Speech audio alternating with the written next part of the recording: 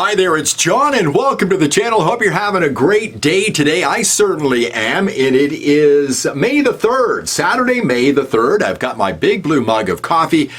Well, at least it's May the 3rd in your world. I am recording this on May the 2nd. I apologize, I was unable to do my video yesterday morning, but I wanted to have something up for this morning. But I'm not here because I'm heading off to Edmonton today.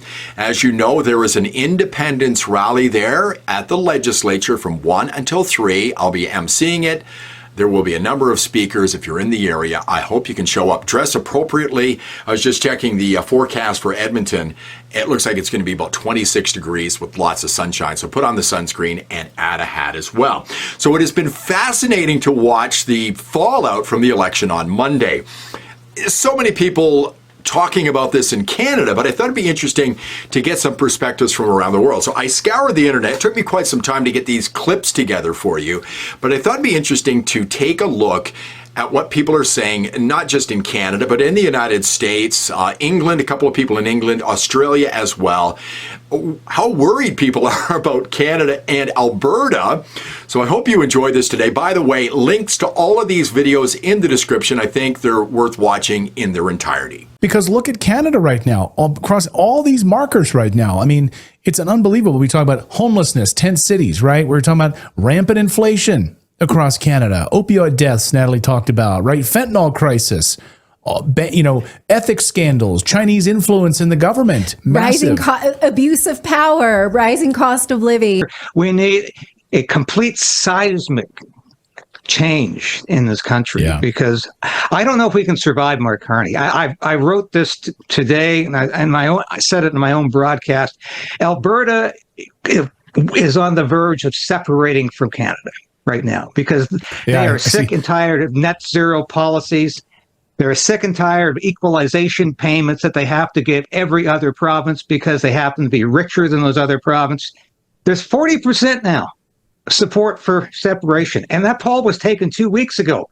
Now that Carney's in, I predict it's going to go up, and it's a very real possibility that Alberta could separate. That will be the end of Canada. It will be chaos after that. So Trump said all sorts of belligerent anti-Canadian things in there. We're going to make you the 51st state. Of course, it's just bluster. Of course, that was never, ever going to happen. Nonetheless, it broke a lot of, at least boomers' minds in Canada. Weirdly, making Canada a better place to live for the red bar is 60 and over. They don't care. They don't. Yeah, I'm going to be dead soon. I'm going to be dead soon. That is literally the least important thing out of any boomer on our entire thing. Also, of course, making housing more affordable because I've got mine, Jack. Yeah, we'll get to that in a second. That speaks volumes. So that one red bar there, that speaks volumes about sort of the boomer mindset, and we really do mean boomer in this case. Literally, it's 60 and over. Yeah. So making Canada a better place to live is literally their last priority. It's like, don't you have children and grandchildren? And the one just before the far left, dealing with Donald Trump. 50% of boomers said that this was the most important thing to think about. Remarkable, isn't it?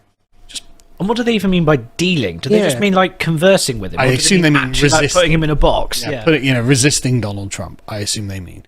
And so it seems that the boomers have come out and just said, well, the hell with the economy or housing or public services or the debt or making the country a better place to live. I just want Orange Man to be put in his place. And the Chinese have already come out and said that they are open to improving ties with their Canadian friends. Oh, we're thrilled. So, globalists of one say the Chinese Communist Party. Yep, those red flags firmly being planted on Canada's lawn.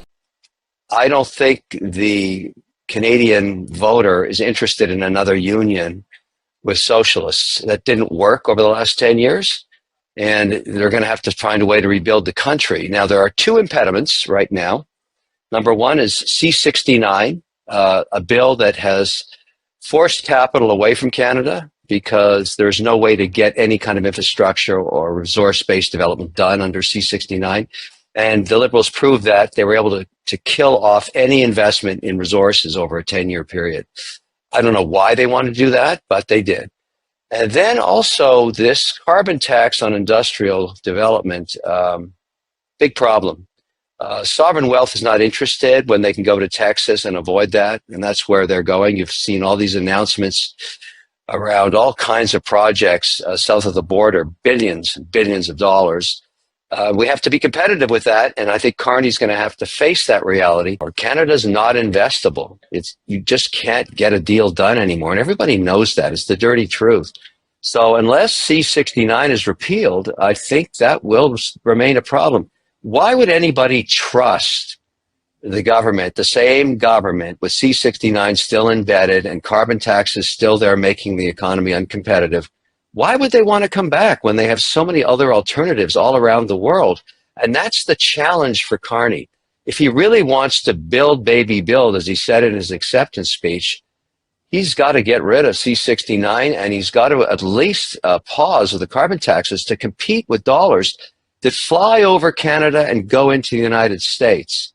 I do not know by any stretch of the imagination how it is better to have a socialist-leaning, Green New Deal nut job as the sober-faced head of Canada, as opposed to the other guy who was just less sober-faced. I don't understand how it's a win for the United States to have a far left-leaning internationalist. I mean, you don't talk globalist. Mark Carney is the definition of a globalist. He's the definition of somebody who wants international institutions to run as much as possible. He would like to make greater overtures toward China, for example. And yet there is this idea on some parts of the right that somehow it's better. Now, I think some of that is cope. I think some people are taking the copium and they are saying, well, it's Poilievre's fault. If only there had been another party that was even more right-wing, then that would have worked. Okay, let's be real about this. The rhetorical attacks on Canada have not actually resulted in a net good for the United States. I care about results. What are the results? Is the United States better off because we keep yelling at the Canadians?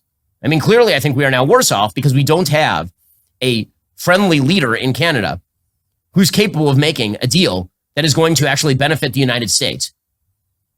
Is the United States better off for the trade war that we've declared on Canada? I'd love to see the results. If so, I'm waiting to see them.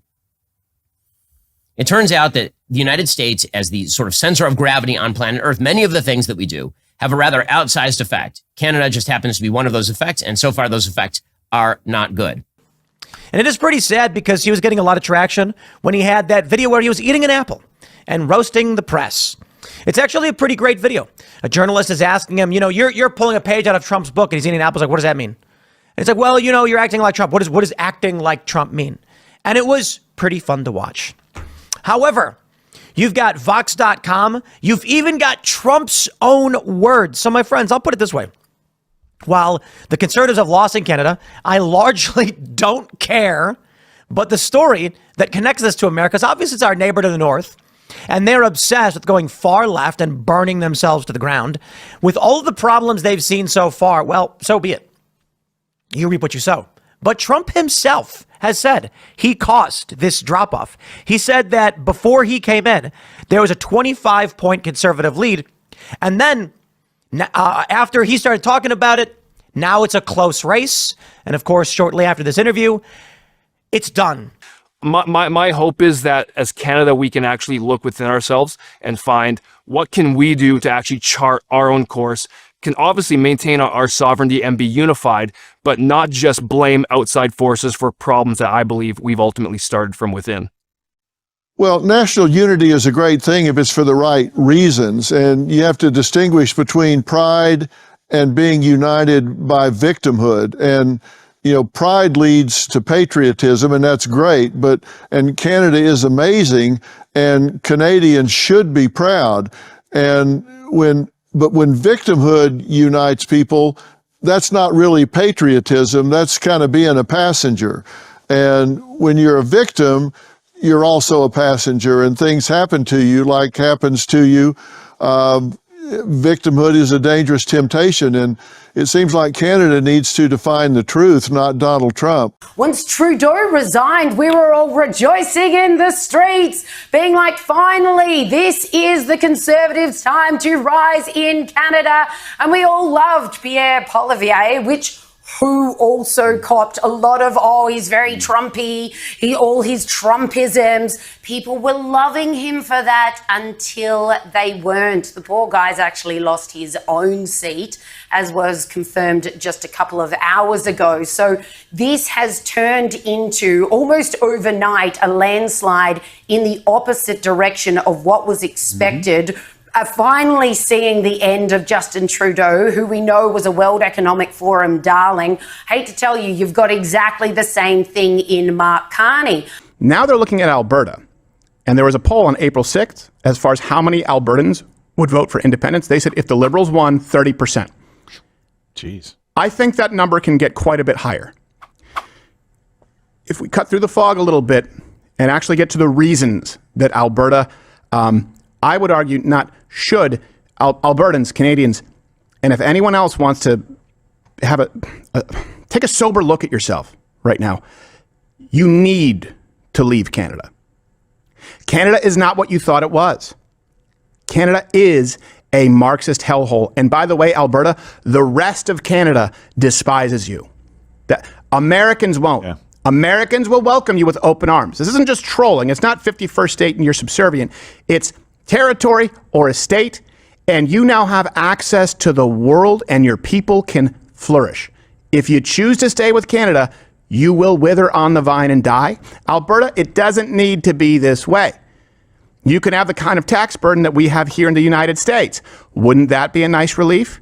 It would also, by the way, allow Alberta to negotiate, if let's say they become some kind of a territory, not the 51st state, to negotiate independently with the United States.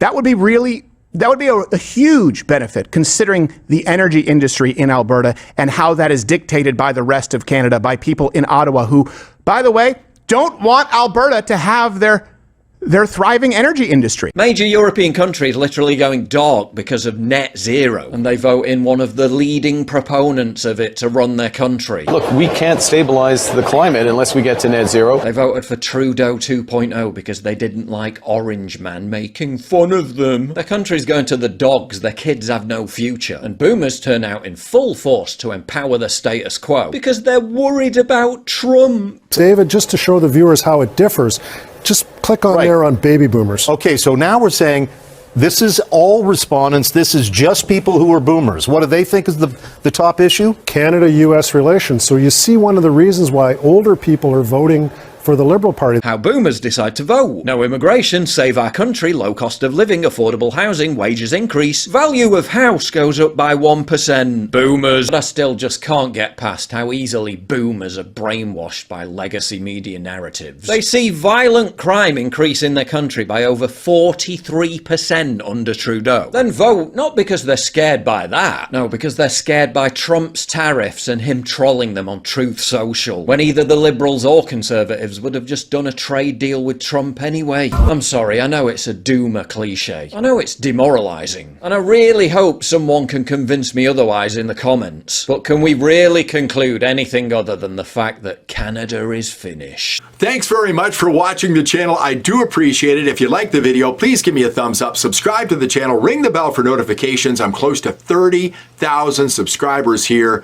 I'll see you in the next one.